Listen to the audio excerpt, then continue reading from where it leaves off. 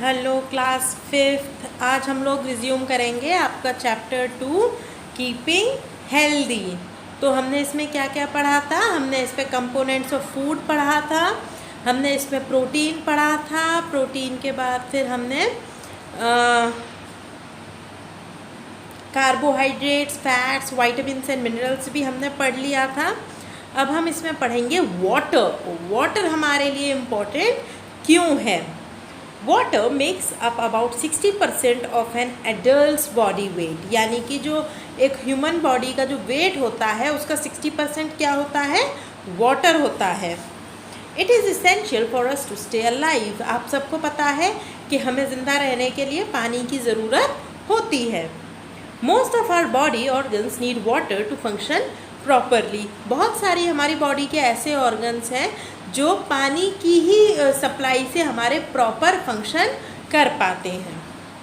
Water helps maintain our body temperature. इसके अलावा जो वाटर है वो हमारी बॉडी के टेम्परेचर को भी मेंटेन करने में हेल्प करता है।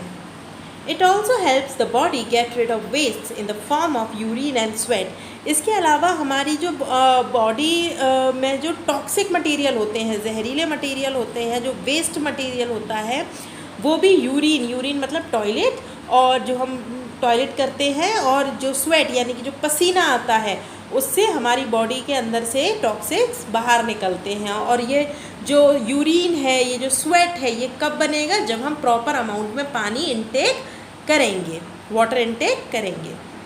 We lose a lot of water through sweat and urine. To compensate for this loss, we must drink water at regular interval. पानी की कमी ना हो जाए, बहुत ज़्यादा पसीना आएगा, बहुत ज़्यादा यूरिन अगर हम पास करेंगे तो हमारे अंदर पानी की कमी ना हो जाए, इसलिए हमें बार बार पानी लेते रहना चाहिए। Doctors advise to drink about 6 to 8 glasses of water in a day. Even doctors तो बोलते हैं कि हमें पूरे 24 घंटे में 6 से 8 ग्लास पानी पीना चाहिए।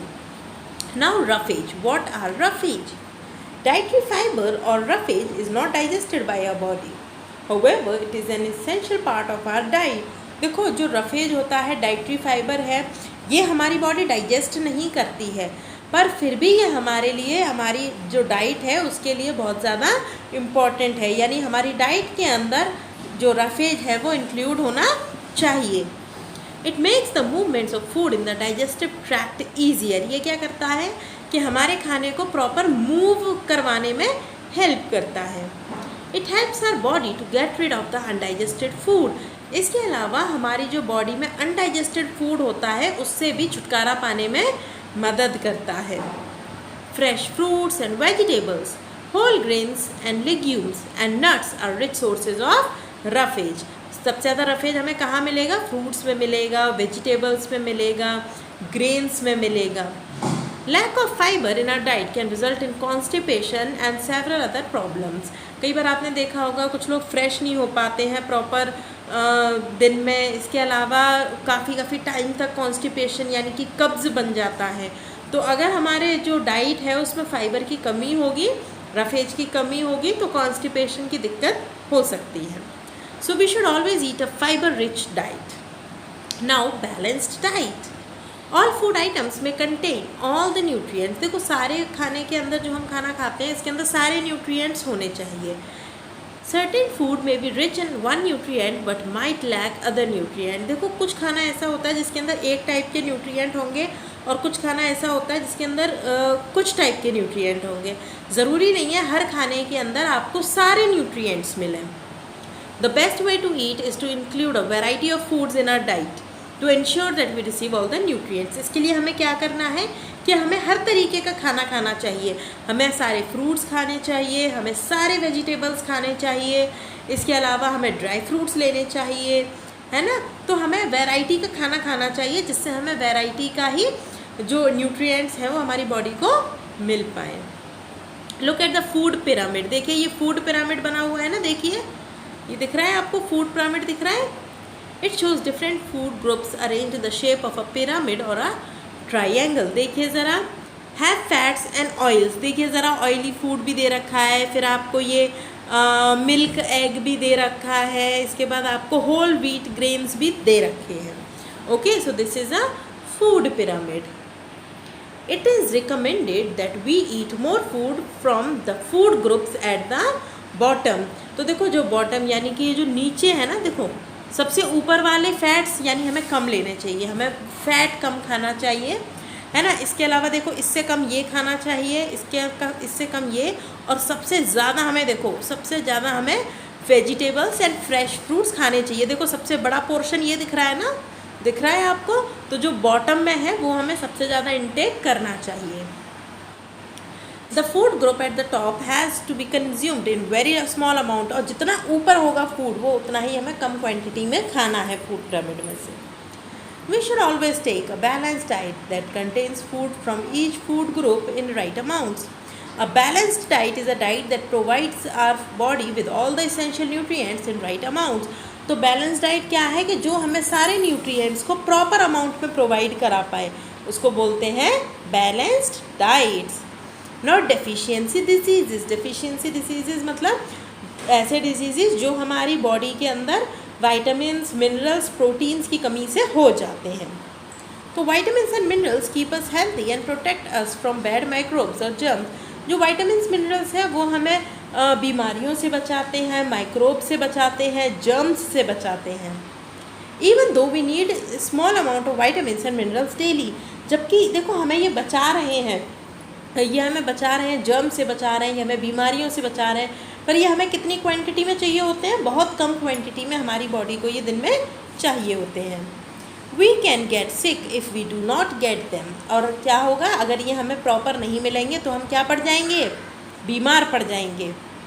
And insufficient supply of vitamins and mineral in our body causes certain diseases called deficiency diseases. और विटामिन मिनरल की वजह से हमें जो बीमारियां होती हैं हम उन्हें बोलते हैं डेफिशिएंसी डिजीजेस। अब देखिए ज़रा, विटामिन ए किसकी कमी से होता है? ये देखिए डेफिशिएंसी, विटामिन ए की कमी से हमें क्या होता है? नाइट ब्लाइंडनेस, यानी कि पुअर नाइट विज़न, रात में दिखाई नहीं देता है। और अगर ऐसा किसी को है तो क्या खाना चाहिए? Leafy vegetables, carrot, sweet potato, pumpkin, tomato, papaya, mango and egg yolk. ये सब चीज़ें किसी को अगर नाइट ब्लाइंडनेस की बीमारी है तो उसको खाना चाहिए। इसके अलावा विटामिन बी, विटामिन बी की कमी से क्या होता है? बेरी। इसमें क्या होता है? वीक मसल्स एंड नर्व्स, यानी कि जो हमारी मसल्स हैं और नर्व्स हैं वो बहुत वीक हो जाते हैं और क्रैम्प और थकावट बनी रहती है। इसके लिए हमें क्या खाना चाहिए? Sprouts, whole grain cereals, unpolished rice, milk, nuts and meat. अब हम बात करेंगे विटामिन सी की। तो देखिए विटामिन सी से क्या होता है? विटामिन सी से क्या होगा? विटामिन सी की कमी से होता है स्कर्वी। क्या कमी होती है? स्कर्वी। जॉइंट्स गेट स्वॉलन, यानी कि जो जॉइंट्स होते हैं बॉडी के वो स्वेलिंग हो जाती है। इसके अलावा जो हमारे गम्स हैं यानी मसूड़े हैं उनसे भी ब्लीडिंग होती है। इसके लिए हमें क्या लेना चाहिए? Vitamin C rich food. कौन कौन से होते हैं वो? Gooseberry, Indian gooseberry. क्या होते हैं Indian gooseberry? Amla, guava, kiwi, grapefruit, papaya, orange, lemon, pineapple, apple, green and red peppers, broccoli, cabbage and tomato. तो ये सारी चीज़ें हमें लेनी चाहिए जिससे कि हमारे अंदर विटामिन सी की कमी ना हो। अब हम बात करेंगे vitamin D, that is rickets. Pigeon chest, tiny and undeveloped and board legs, यानी कि जो पैर होते हैं ना वो बिल्कुल मुड़ जाते हैं। इसके अलावा बच्चे बहुत अंडर डेवलप्ड रह जाते हैं, उसकी किसकी कमी से होते हैं? वो विटामिन डी की कमी से। तो इसका सबसे अच्छा तरीका क्या है? Exposure to sunlight helps our body to make vitamin D. Vitamin D कैसे बन सकता है हमारी बॉडी में? अगर हमारी बॉडी किसके कांटेक्ट में आए? सनलाइट के कांटेक्ट में आए। Food sources include cod liver oil, salmon, tuna fish, egg York and fortified milk. अब हम बात करेंगे मिनरल्स की।